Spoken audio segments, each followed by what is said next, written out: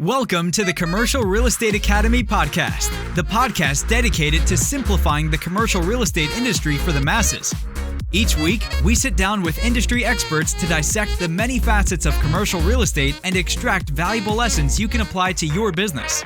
Whether you're a new or seasoned business owner or investor, the Commercial Real Estate Academy podcast will be your go-to resource for all your commercial real estate needs.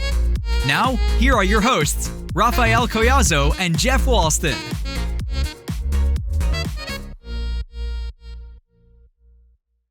Welcome to the Commercial Real Estate Academy podcast. I'm your host, Raphael Collazo, here with my co-host, Jeff Walston. How's it going, my friend?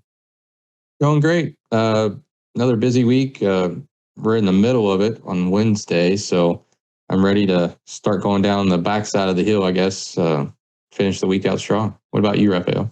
Yeah, same. I got a couple showings this afternoon, and then I got several things tomorrow. And then actually this weekend, I'm going to be heading up to see a good friend of mine in Columbus. We're going to partake in the Halloween celebrations, and it'll be the first time my fiance Melanie gets a chance to go to Columbus. So we'll go explore the city a bit too.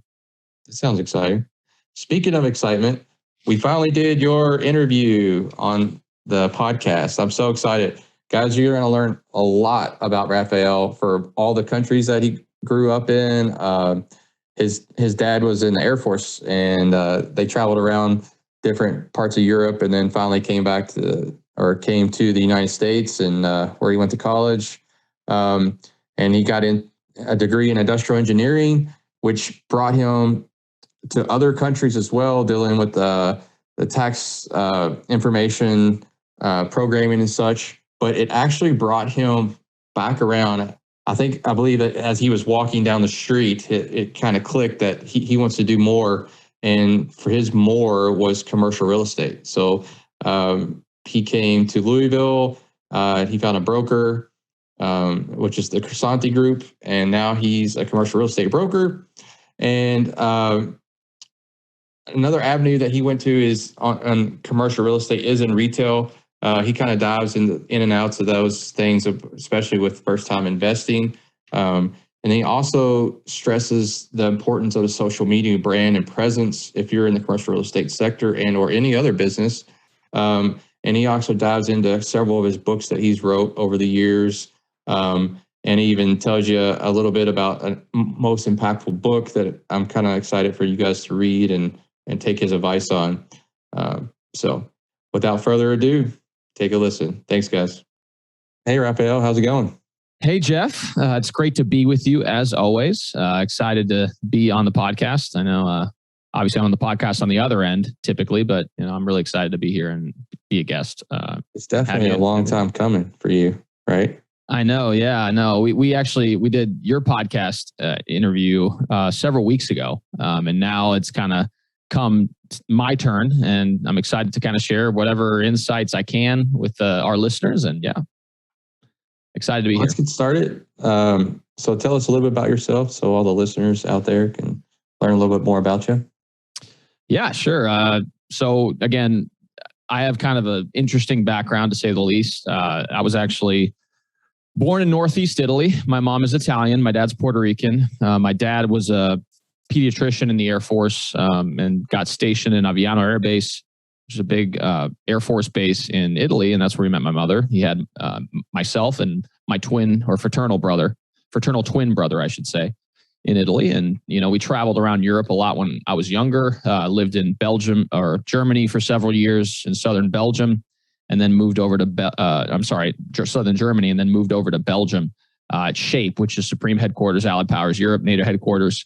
And we were there for 5 years before moving to Arizona. I went to high school in southern Arizona, went to Arizona State, got my engineering degree in industrial engineering and economics, and then got into the software business. I worked at a company where we implemented software systems for government agencies for about 5 years. And I got the opportunity to work on really big, high exposure projects in Washington, D.C. for about a year and a half. Then I moved down to Puerto Rico for 2 years. And then after Hurricane Maria put the project on hold down there, I was actually moved up to Louisville to implement a software system for the city.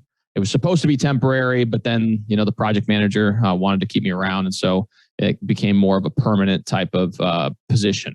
Back in 2000, I want to say July of 2019, I got my real estate license. And then I've been in commercial real estate ever since. It's been, ups and downs as all entrepreneurship is, but it's something that I think really lends itself well to my personality. And, I've always kind of been an entrepreneur. I had a catering business in college that I ran for a while and managed a restaurant a little bit after college because I wanted to kind of become a restaurateur. And I learned really quickly it wasn't my calling, but I always knew I had the entrepreneurial itch. And so getting into commercial real estate and being involved in this for the last several years has definitely been something that I've enjoyed. Yeah, I mean, it definitely sounds like you're real wild, cultured, I would say, moving around to all those places over the years. And I'm sure you have a lot of stories that you could tell and spend several podcasts going on and on about all that. But we're going to take it on a side note here and really dive into what got you interested in commercial real estate. Was there a time and place that you're walking around on the street and it's like, you know what? I'd rather lease or, help someone get this business. Like what got you interested? Yeah, so that's a great question. Again, I don't come from an entrepreneurial family, although my family did stress education heavily. Again, my dad's a physician. He's an MD. My grandparents, and in particular on my dad's side, they were full about education. Both my grandparents were educators. My grandfather was a military man for 25 years and got into education on the high school and college level. So that was kind of the lens with which I viewed the world. The reason why I got into real estate in particular was because my mom actually made a transition into real estate back in 2009, pretty much right after the financial crisis started. And, I saw her have, flexibility in what she was able to do. And it was a very entrepreneurial type of endeavor. And so initially I thought, she's doing that. So might as well look to see if I can get into the residential side, because that was something that, a lot of people, kind of get into. And the thought is you do residential and then work your way up to commercial. However, when I started doing research on residential real estate and commercial real estate, I realized that commercial just kind of spoke to me more. The main reason why is because, similar to what I've just said recently, was I'm a very entrepreneurial type of individual, and I have I believe I have a pretty decent mind for business. And so being able to interact with business owners and investors on a regular basis, I think I can add significant value in that front. Additionally, the things that residential clients look for versus business and investor clients look for is completely different. On the residential side, you're helping families find their forever home a lot of times, and there's a lot of emotion involved in that process. And really, what their value is, making sure there's enough space for their family, their pets, or the school districts, good in this particular area. And that's great for that particular type of client. But I was really more focused on trying to help those individuals who are really trying to start the American dream or fulfill the American dream, right? Start a business from scratch, have a heavy investment in their enterprise, hire people, create jobs. And then on the investor side, allocate capital in order to make sure that it's going to serve their investors or really their families and the generations within their family well. And so that was kind of the logic that I approached on the commercial side. I did do a lot of research and did know that the commercial end is definitely has a significant ramp up period. And so one of the things that kind of helped me alleviate the initial financial hardship was having a house hack. So I bought a 4-unit property, lived in one of the units, rented out the other 3, which cut out my biggest expense. And, that's kind of what's helped me. Although I had some reserves in place, that's what kind of helped me get through the first year and a half where you're making almost nothing. I think my first year I made like 15 grand, which again, from going to making well over 6 figures to 15 grand. That's a significant change, but ever since then I've been slowly building. And, the third year, I'm just close to my second year in the business, and it's looking like my third year is going to be a pretty solid year. So that's great news that you're, that's kind of the whole thing about commercial real estate, right? You get into it and it starts out slow, and it seems like, it's going to take forever. And then you start building on these relationships and these points. And the next thing you know, you start growing and growing. And then the limit, you don't have a limit. There exponentially, you can grow to, double, tripling your salaries and having a life that you actually wanted through the commercial real estate vehicle. So, for sure. And I think the mindset piece is really something that people need to stress, because, Those first 12 months to 18 months to 2 years, it's tough because you're not seeing immediate results and you're putting in a lot of action. You're putting in a lot of effort, and it's very easy to get disheartened with that initial, period of time where you're not seeing the results that you're expecting. Because when you're in a W-2 job, it's like, okay, I work for 2 weeks, I get XYZ amount of paycheck. And that becomes like a validation for the work that's been put in. But in entrepreneurship, that's not the case. You could work on something for 100 hours and it falls apart at the end. And then you have nothing to show for it. But those 100 hours have value in the sense that you're learning and you can provide those experiences to future endeavors. If you continue along that path, you start building up a pipeline. So if things start falling through, there's things that come down the pike as well that you can work on. And so I think one of the biggest lessons that you learn in any endeavor, entrepreneurial endeavor, is making sure that your mindset is that of the long-term approach and realizing that, that initially it's going to suck and you're probably not going to really generate nearly as much income as you hoped you would, but, keep doing what you're doing, become an expert and really help as many clients as you can and build up that reputation. And then it starts, kind of falling into place. Oh, I completely agree with you. It's a mindset lifestyle change that you have to get used to. I mean, you are taking a step back, and just like you said that you were an industrial engineer, and you're making six figures, and now all of a sudden, like you said, 15,000 your first year. That's a dramatic, that's a punch to the face almost, when it comes to a lifestyle change of what you have to do with all of that. So. And speaking of your industrial engineering, how has that helped you on your journey in commercial real estate? Is there anything that you've taken from that particular career and moved it over? Yeah. So I never actually was a practicing industrial engineer. So I studied industrial engineering in college, and I had several senior design. I had a senior design project where we implemented like a bagging machine into a production line in order to, streamline a particular process. But, I never actually practiced industrial engineering. However, I will say that the education that I got in the engineering realm benefited me from ways, how do you approach a problem? Because there's certain times where you're going to focus on a very difficult problem, and it may take you days to figure it out, or hours and hours and hours of iteration and trying things out. I mean, I remember when we were like going through proofs on complex mathematical equations, you'd try different things out and you'd be looking at like the solution for these proofs and you're like, what in the world? Who the hell would come up with some of this stuff? So it's one of those things where it just gets you thinking in a way of, if this doesn't work out, how can we incorporate this, or how can we do that? So that's one of the things I learned. And obviously on the software end, which is what I did right out of college, was, we implemented software systems for government agencies. So we would have a software product that was like, let's say 70% complete.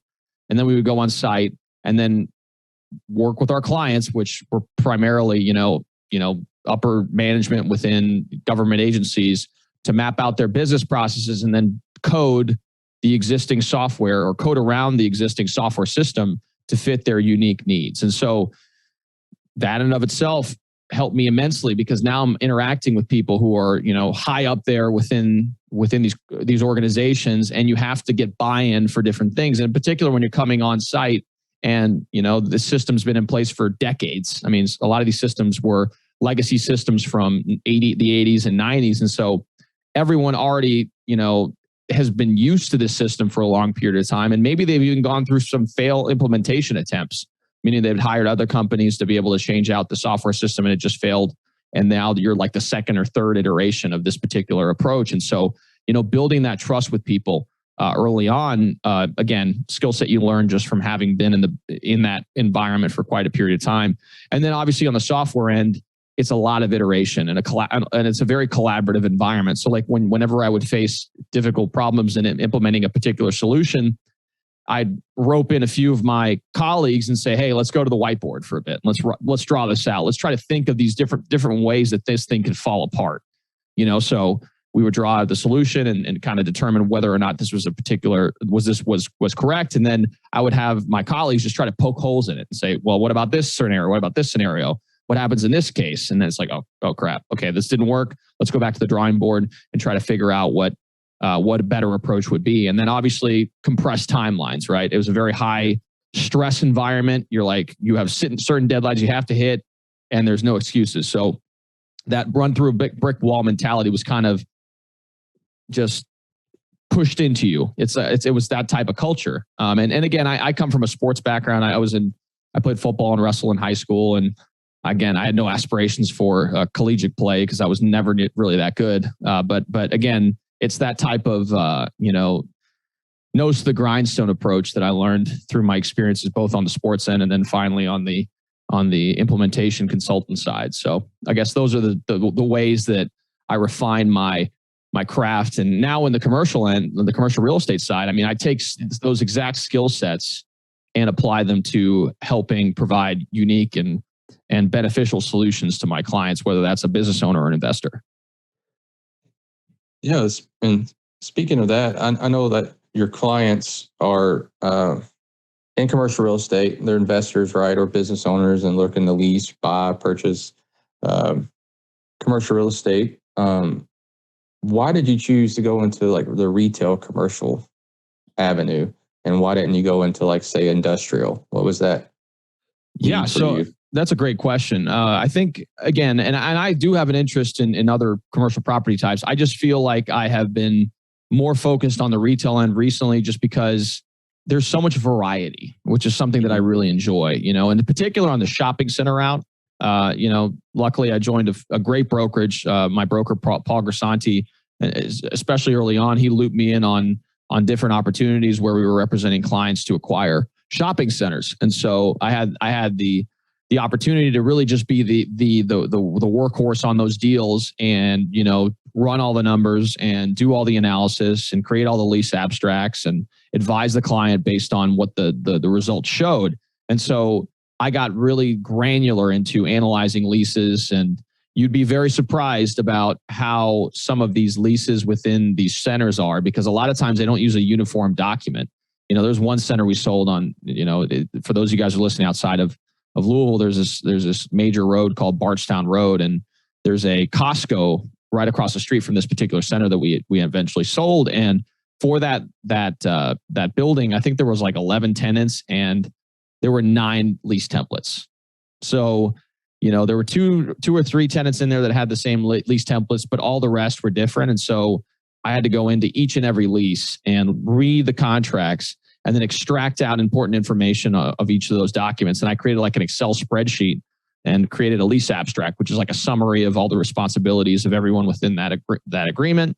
And then I said, okay, tenant's responsible for this up to $250. The, landlord's responsible for this up to XYZ. And that's all based on what was referenced within that lease agreement. And so, I got very granular into that property type, and, I saw the opportunity. And it's one of those things that, the vogue property types right now are multifamily and industrial for obvious reasons. I mean, there's obviously people need places to live, and in industrial real estate in particular, on the logistics end, is obvious why it's super successful, because e-commerce has been blowing up, in particular over COVID.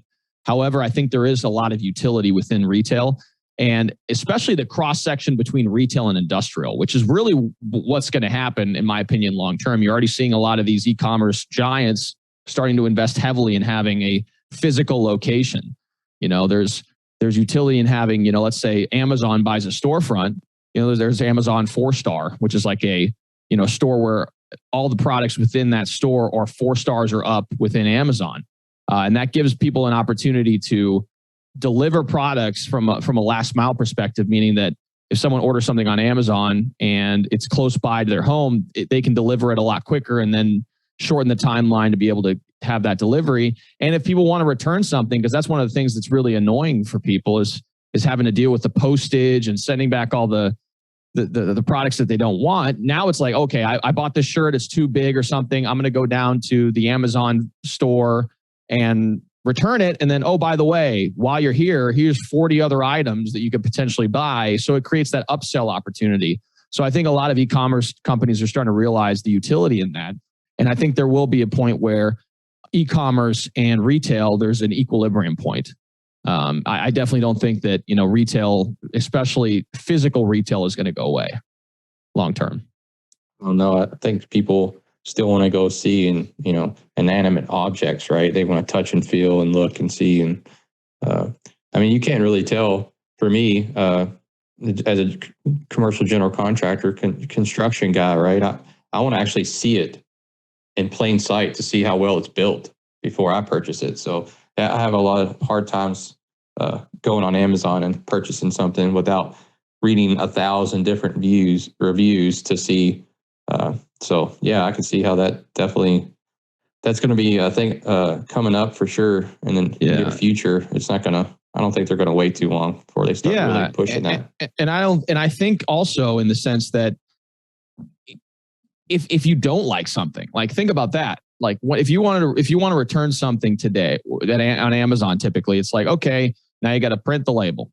Now you got to put it on a postage box. Now you got to go to the post office, or sometimes you can drop it off here and the post office will pick it up or whatever. But if you have the opportunity to say, oh, I don't really like what I bought here. Let me go on my lunch break down to the Amazon store and drop it off. And, we can exchange it for something in store, or while I'm there, hey, there's 40 other things that I could buy there. I mean, that's a lot of utility there, the upsell opportunity. What's the upsell opportunity from a percentage standpoint for revenue to the bottom line? I mean, that could be significant because the lower the barrier to purchasing, and that's what Amazon does. That's why they have the Amazon buttons where you can literally click something, or a Tide, you need more Tide, you click the Tide button and it'll order for you and send it to you, right? Because if you remove the barrier to purchase, you have a lot higher probability of actually purchasing a particular item. So I think that's one thing that physical retail offers these commerce giants. And not only that, but brand recognition. I mean, there's something to be said about having your brand in front of people on a regular basis. Like, let's say there's 40 or 50,000 cars going down a road on a regular basis, and there's a great visibility to your particular storefront where you have your name showing up every single day. I mean, there's a reason why people pay thousands and thousands of dollars to have their billboard hanging over a road, right? Again, it's just keeping yourself front of mind so that when a decision to purchase does come into play, or a decision to use someone's services does come into play, you're the first person or the first company they think of. Absolutely. So actually, I was wanting to switch gears here because I know you're a huge advocate on social media. How important is the social media branding for commercial real estate, and how has that elevated your growth in the commercial real estate aspect? Sure. Yeah, that's a great question. And I'm like you mentioned, I'm a huge advocate for, social media and social proof in general. So, as far as a direct value for, someone commenting on my post and wanting to buy a commercial property, that's really not where the utility lies. The utility lies in the idea of becoming a recognized expert, right? Because you don't know who knows who, right? So, there's plenty of people out there right now that I've never personally met in my life, but they listen to a piece of content that I produce. And now it's like they already know who I am. And maybe they know someone that's looking for a commercial property. Who knows, right? So they'll say, hey, by the way, I actually listened to this guy on the other day on a podcast, or I saw him on a YouTube video, or, I follow him on LinkedIn and I just saw him post about something and I thought you may want to reach out to him or something like that. Because it's just all the different nodes, right? Because if you think about it, let's say on LinkedIn, for example, if you have 1,000 or 500 people on LinkedIn, and each of those people have 500 people that they're connected to that are individuals, that's 25,000 people that you're connected to from a second degree connection. So that's significant. So imagine now you expand that network and say, okay, now I know 1,000 people, and each of those people know 1,000 people. You're talking a lot more broad of a reach. And so again, any type of transaction, especially in commercial real estate, where the transaction the volume's lower, but the price tag or the spread is higher, being that front of mind person is critical. And so, that's kind of why I advocate for it. And, again, it also helps with, if I interact with someone that could potentially be a client, you better believe they're going to look me up online. And the first thing they're going to see is he's got a LinkedIn page. Oh, he's got a podcast. Oh, he's got a YouTube channel. Oh, he's written a couple of books, so that sort of thing. And it helps lower that barrier to wanting to do business. Because again, in any sales environment, whether you're talking, residential real estate, commercial real estate, commerce, whatever, there initially is usually some tension involved because you don't know. You don't know if I'm trying to sell you a bad bill of goods or whatever, right? But if you feel like I'm a credible individual and you've done the research on me and you determine that, hey, this guy seems to know what he's talking about, he provides a lot of value to people and, he seems to have a personality that I can mesh with, then, you kind of have done 80 or 90% of the work already. So I guess those are just some of the reasons why I think that social media and really just building a brand in general, whether that's blogging or writing or whatever, is important. Speaking of that, you have wrote several books. I know that you had a goal in mind with those books. Can you kind of share what you were trying to do with the books that you started writing, and now essentially you got how many you got now? Yeah, I've got 5 published, and then I got a 6th one on the way. I'm almost done with it. I should be out here soon. Yeah, I mean, the initial purpose of the book was, I'll give you some framework as far as why I decided to write in the first place. So back in 2016, I was just turned 25, and you would think I had it made. I had a nice apartment on the beach in Puerto Rico. I was in a very lucrative position, doing really high exposure project work, and to the outside world, it looks like, man, this guy's got it made. But inside, I didn't feel that way. I felt like lost and confused, like any other 23, 24, 25-year-old who didn't feel like they were living out their quote unquote purpose. And so I started doing a lot of research online to try to get a feel for, development, personal development in general. And so what I found was that a lot of the information that was of value to me was fragmented across the internet. So I decided to compile a lot of this information, kind of add my own interpretation to it. And then that's where my first blog came into fruition, which was the Strong Professional. I used to write a blog post every 2 weeks that talked about different topics related to personal and professional development. And then after about a year or so, year and change of doing that, I realized that I had already written like 35,000 words, and I'd read an article that said that 50,000 words was a 200-page book. And so, I kind of, added 15,000 words, rounded it out. And that was my first book. It was called the Millennial Playbook, Proven Success Strategies for the Millennial Generation. And then from there, I wrote a book for each of the key topics that I talked about within the book, which was personal development, professional development, exercise, healthy eating habits, and finances. And so, my second book was on personal development. My third book was on professional development. My fourth book was on personal finance. And then now that I'm in commercial real estate, I wrote a book called Before You Sign That Lease, The Small Business Owner's Guide to Leasing Commercial Space. And it explains the whole process of how to lease commercial property from start to finish, because I felt a lot of people that are starting out in their entrepreneurial journey just kind of wing it. There's like, oh yeah, like I'll just find a space and it'll all work out, when they don't realize what the obligation or the commitment that they're making when it comes to something like this. And so I thought it was that particular guide could really help someone as they're going through the process of leasing commercial space. And my goal with this series, because it's going to be a series, my next book is going to be called Before You Buy That Building. Then it's going to be Before You Sell That Building.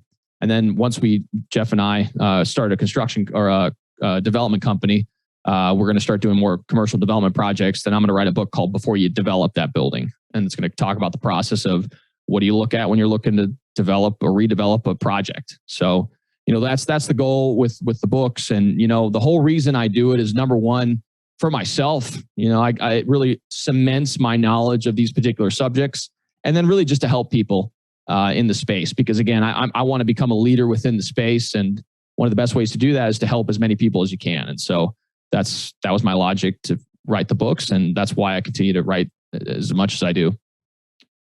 Absolutely. So I know that you're huge at trying to help people out, and particularly invested in commercial real estate. What advice would you give someone who's interested in investing for their first commercial property? Yeah, that's a great question. I think unless you're in the business, like, something that we're doing, for example, where you have some reps with other people's money, right? Because right now I've helped several investors acquire commercial property. So I know what they look for. I know I've analyzed these opportunities. I've looked at leases. I know all the different hurdles when it comes to zoning or, some of the other characteristics of a parcel that may impact you negatively financially. So I would feel comfortable as we're going through the process of buying a property to make that determination. If I was someone who was not necessarily involved in the commercial space and, I wanted to invest in commercial property, I would team up with someone who has done it before, at least your first go around. Just because, again, you need to get familiar with how the process works. You need to get familiar with how to properly structure deals. You need to get familiar with, what makes a good business in a place versus one that's probably not a good fit. So again, it's one of those things where there's a lot of moving parts. So getting with someone to invest, in particular those who have experience doing so, is probably a wise decision. Now, if you have some experience investing maybe in multifamily and you have a couple of properties and you feel a little bit more comfortable in investing as a whole, then, maybe buying like a standalone property with like a convenience store or, some other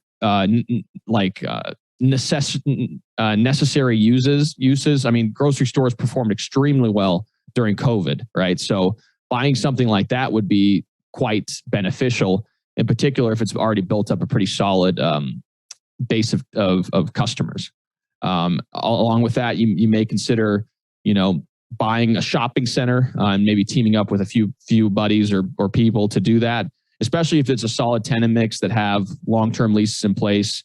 They're triple net leases, so you have less responsibility from a management perspective. That could be a value too. And, as far as office properties, I can't really speak to that as much just because that's not something that I do a ton of. I do some on the owner user side, but not so much on the investment side. So, it's finding the property type you like. And again, if you don't have experience with it, consider teaming up with someone to take one down and then get like a good team in place. So get a good commercial real estate attorney, get a great commercial real estate agent in your corner, and then also your accountant. Make sure you have a really strong accountant that understands real estate in particular, because there's a lot of utility in having someone in your corner that understands that. Absolutely. On that team that you mentioned, I'd like to add, get someone who's in the commercial construction realm as well. 100%. They're going to give you that knowledge that, it's just like a commercial real estate agent, that you're not going to necessarily be able to find it in the book. And it takes years and years to gain that mass knowledge. And so someone who has that experience will be hugely beneficial to your team and to purchasing your first property, in my opinion. Especially if you're looking at some sort of value add. Like if you're looking to buy a building that maybe isn't fully occupied, fully renovated, someone like that in your corner is instrumental, because you'll be the first to admit, Jeff. Like I've worked with Jeff with several of my owner user clients, and they're sometimes blown away by the cost of doing a complete build out or some of the repairs to an existing structure. And the reason for that is again, commercial real estate, you got to take into account public safety, which means that there's a lot more rules and regulations, permitting, materials may be different as well. And, there's less commercial construction individuals out there too. So it's one of those things where all these metrics come into play where, you have typically higher prices when it comes to renovations or, build outs, and timelines tend to be longer as well. So usually it's more expensive than you think, and it takes twice as long as you expected. So, having someone like that in your corner that can kind of paint the picture for you so you know what you're getting into is crucial for sure. Absolutely. Well, to start the round out process, one of the questions, as you know, that we like to ask is what's the most impactful book you've ever read? I know that you're an avid reader, so I'm very curious of which particular book that you are going to point out for the audience. So yeah. So, and I talk about this book all the time, and really, I mean, there's nothing like, it's a very simple concept, but it's one that I hadn't made the connection to until I read this book, and it's called The Compound Effect by Darren Hardy.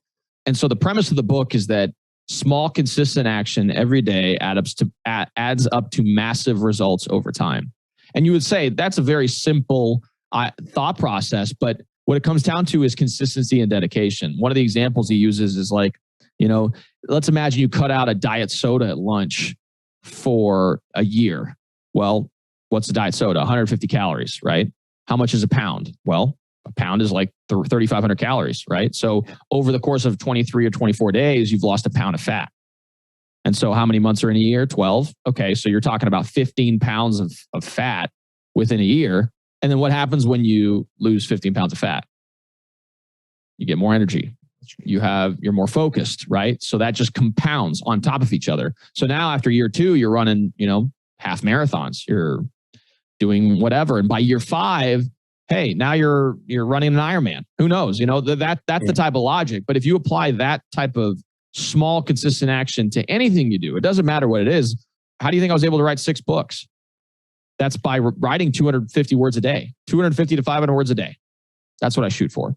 You know, it's not a significant amount, but as you build on top of it, it adds up significantly over time. And so, yeah, I think that was by far the most impactful book in my life. I read it when I was 23, luckily. And, you know, that kind of changed my entire trajectory. And then another great book, which I'll just add as a bonus, is The Miracle Morning. Again, you want to win your mornings. You want to structure your mornings in an appropriate way to where you're able to, you know, get your exercise in, to meditate, to, you know, be grateful for what you have in life. And so that book is also extremely instrumental, because if the rest of your day sucks and you have a really bad day, you know for a fact that you won the morning. That's a win in my book. So absolutely.